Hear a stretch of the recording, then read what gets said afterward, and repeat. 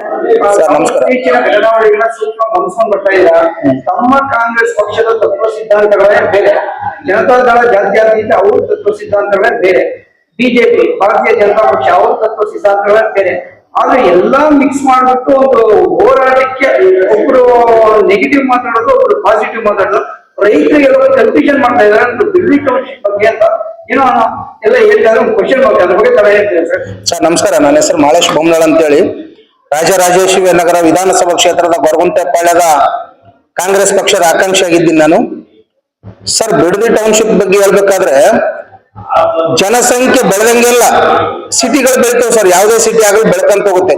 ಉದಾಹರಣೆಗೆ ಹೇಳ್ಬೇಕಂದ್ರೆ ಡೆಲ್ಲಿನಲ್ಲಿ ಹಳೆ ದೆಹಲಿ ಅಂತ ಹೇಳಿತ್ತು, ಬಟ್ ನ್ಯೂ ಡೆಲ್ಲಿ ಅಂತೇಳಿ ಸಾಕಾಗಷ್ಟು ಸಾವಿರಾರು ಎಕರೆ ಭೂಮಿನ ಮಾಡಿಬಿಟ್ಟು ಹೊಸ ಡೆಲ್ಲಿ ಅಂತ ಮಾಡಿದ್ರಲ್ಲ ಸರ್. ಈಗ ಬೆಂಗಳೂರು ದಿನ ಬೆಳಕಂದ್ರೂ ಕೂಡ ಟ್ರಾಫಿಕ್ ಜಾಮ್ ಜಾಸ್ತಿ ಆಗ್ತಿದೆ. ಇವತ್ತಿಲ್ದ ನಾಳೆ ಒಂದ್ ಕಡೆ ಎಲ್ಲರೂ ವಿಸ್ತರಣೆ ಮಾಡ್ಕೊಂಡೇ ಹೋಗ್ಬೇಕಲ್ಲ ಸರ್. ದಿನ ಬೆಳಕಾದ್ರೆ 4 ಜನ ಇರೋಂಥ ಮನೆಯಲ್ಲಿ 8 ಜನ ಆಗ್ತಾರೆ ಸರ್. 8 ಜನ ಇರೋಂಥ ಮನೆಯಲ್ಲಿ 16 ಜನ ಆಗ್ತಾರೆ. ಹಾಗಾಗಿ ಅನಿವಾರ್ಯವಾಗಿ ಬಿಡದಿ ಟೌನ್ಶಿಪ್ ಮಾಡೋದ್ರಲ್ಲಿಂತ ಸ್ವಲ್ಪ ಬೆಂಗಳೂರು ಟ್ರಾಫಿಕ್ ಕೂಡ ಕಡಿಮೆ ಆಗುತ್ತೆ ಸರ್.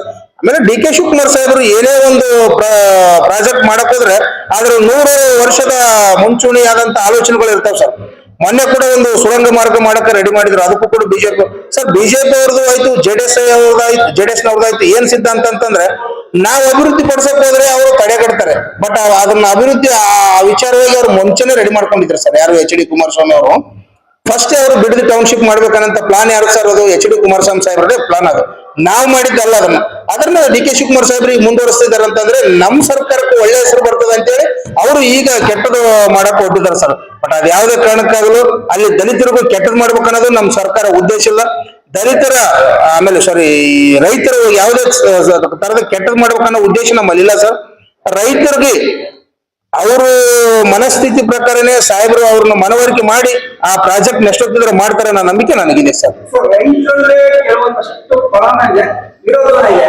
ಕೆಲವೊಂದು ರೈತರು ಆಲ್ಮೋಸ್ಟ್ ಜಮೀನು ಕೊಡಿದ್ದಾರೆ, ಕೆಲವೊಂದು ರೈತರು ಜಮೀನು ಕೊಡಿದ್ರೆ ನಮ್ಮ ಜಮೀನು ನಮ್ಮ ಭೂಮಿ ನಮ್ಗೆ ಅಂತ ಹೇಳ್ತಾರೆ. ಒಂದು ಪರ ವಿರೋಧ ಎರಡನ್ನೂ ಹೇಗೆ ಸರ್ ಈಕ್ವಲ್ ಮಾಡೋದು? ಸರ್, ಇನ್ನೊಂದು ಏನಿರ್ತದೆ ಅಂತಂದ್ರೆ ಸರ್, ಅಲ್ಲಿ ಜಮೀನು ಮಾಲಕರು ಒಂದಷ್ಟು ಜನ ನಮ್ಮ ಪಕ್ಷದವ್ರು ಇರ್ತಾರೆ, ಒಂದಷ್ಟು ಜನ JDS ನವ್ರು ಇರ್ತಾರೆ, ಒಂದಷ್ಟು ಜನ ಬಿಜೆಪಿ ಅವರು ಇರ್ತಾರೆ ಸರ್.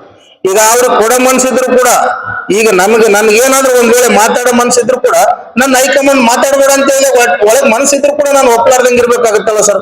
ಅಲ್ಲಿ ಕೂಡ ರೈತರ ಪರಿಸ್ಥಿತಿ ಅದೇ ಇದೆ ಸರ್. ಪಾಪ ಅವ್ರಿಗೆ ಏನಾದ್ರೂ ಡೆವಲಪ್ಮೆಂಟ್ ಮಾಡ್ಕೊಳ್ಬೇಕಂತ ಆಸೆ ಇರ್ತದೆ. ಬಟ್ ಅವ್ರು ಮುಖಂಡರು ಬೇಡ ಅಂತ ಹೇಳಿದಾಗ ಅವ್ರು ಬೇಡ ಅಂತ ಹೇಳ್ತಾರೆ ಅಷ್ಟೇ ಸರ್. ಅದ್ರಲ್ಲಿ 2 ಕೋಟಿ ಕೊಡ್ತೀನಿ ಅಂತ ಒಂದು ಡಿ.ಕೆ. ಶಿವಕುಮಾರ್ ಸಾಹೇಬ ಹೇಳಿದ್ರೆ, ಬಹಳಷ್ಟು ಜನ ರೈತರು 1 ಎಕರೆಗೆ 2 ಕೋಟಿ 50 ಲಕ್ಷ ಎಷ್ಟು ಎಕರೆ ಇದೆ ಅಷ್ಟು ಈಕ್ವಲ್ ಮಾಡಿ ತಗೊಂಡಿದ್ದಾರೆ ಸರ್.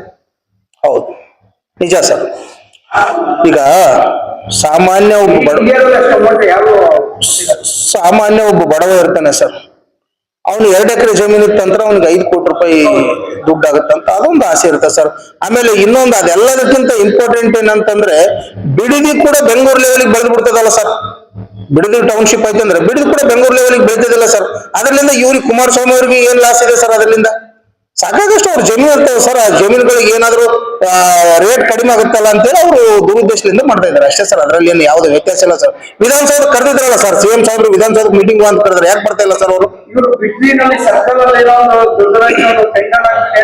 ಒಂದು ಸಭೆ ಮಾಡೋಣ ಅಂತ ಹೇಳ್ತಾ ಇದ್ದಾರೆ ಸರ್. ಇವ್ರು ಸಂಘಟನೆ ಮಾಡಕ್ ಹೋಗಂತ ಹೇಳ್ಬೇಕು ಸರ್. ಇವ್ರು ಸರಿ ಹೋಗ್ತದೆ. H.D. ಕುಮಾರಸ್ವಾಮಿ ಅವ್ರನ್ನ ಒಂದ್ ಸಂಘಟನೆ ಮಾಡಿಬಿಟ್ಟು ಅಲ್ಲಿ ರೋಡಿಗೆ ನಿಲ್ತಾರಲ್ಲ, ಆ ತರ ಮಾಡಿದ್ರೆ ನಡೀತದೆ ಸರ್. ಇದು ಉನ್ನತವಾದಂತ ಸಭೆ ಮಾಡ್ಬೇಕಾದ್ರೆ ಎಲ್ಲಾ ಟೈಮ್ ಕೂಡ ಅಸೆಂಬ್ಲಿನಲ್ಲಿ ಮಾಡಿದಾರೆ ಸರ್, ವಿಧಾನಸೌಧದಲ್ಲಿ ಮಾಡಿದಾರೆ ಹೊರತಾಗಿ ಆದಿ ಬೀದಿಯಲ್ಲಿ ಮಾತಾಡಕ್ಕಾಗುತ್ತೆ ಸರ್? ಅವರು ಒಂದು ಸೆಂಟ್ರಲ್ ಗವರ್ಮೆಂಟ್ ನ ಒಂದು ಸಚಿವರಾಗಿದ್ದಾರೆ ಸರ್. ಅವ್ರು ನಿಜವಾಗ್ಲೂ ವಿಧಾನಸೌಧಕ್ಕೆ ನಾನು ಮಾತಾಡಕ್ ರೆಡಿ ಇಲ್ಲ ನಂಗಿದ್ರೆ ಪಾರ್ಲಿಮೆಂಟ್ ಕರೀಲಿ ಸರ್, ಸಭೆ ಪಾರ್ಲಿಮೆಂಟ್ ನಲ್ಲಿ ಕರೀಲಿ ಸರ್. ನಮ್ಮ ಪಕ್ಷದ ಪರವಾಗಿ ನಮ್ CM ಸಾಹೇಬ್ರು ಮಾತಾಡ್ತಾರೆ ಸರ್.